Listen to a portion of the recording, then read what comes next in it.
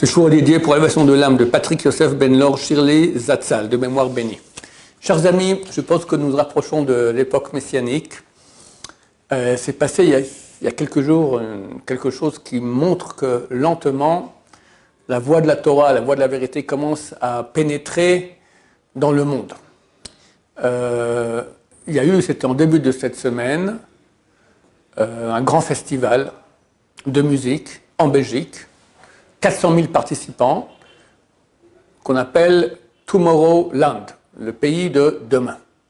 Et là-bas, donc, on a des artistes qui viennent du monde entier jouer et un public énorme. Et il y a une équipe de 2 DJ israéliens, connus dans le monde, leur groupe s'appelle Veni Vici, c'est une parole de Jules César à l'époque, je suis venu, j'ai vaincu. Ils sont très connus, paraît-il, et ils ont fait écouter au public 400 000 personnes une mélodie dont le compositeur, c'est le Yanouka. Ils ont entendu cette mélodie chez le Yanouka, c'est des Israéliens. Ils sont allés le voir. Ils ont demandé est-ce qu'on peut utiliser cette mélodie et en faire un tube, tout ça. Il n'y a aucun problème. Et ils ont enregistré le Yanouka qui parlait, pas à son insulte, entièrement d'accord. Il est d'accord aussi qu'on publie.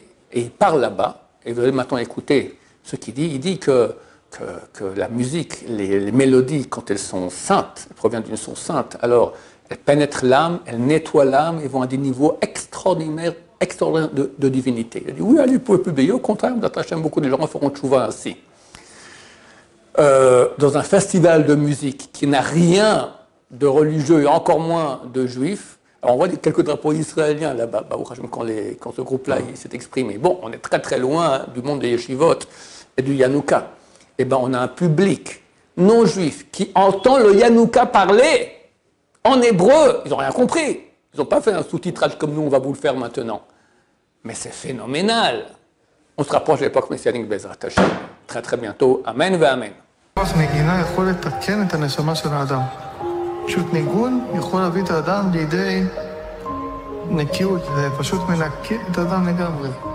זה נכנס לנשמה שמנגנים לשם שמיים, זה גם העוצמה של הניגון נכנס לתוך החדרים של הנשמה, מנקה ובונה את האדם מחדש. ניגון יש כוח שאי אפשר להסביר אותו.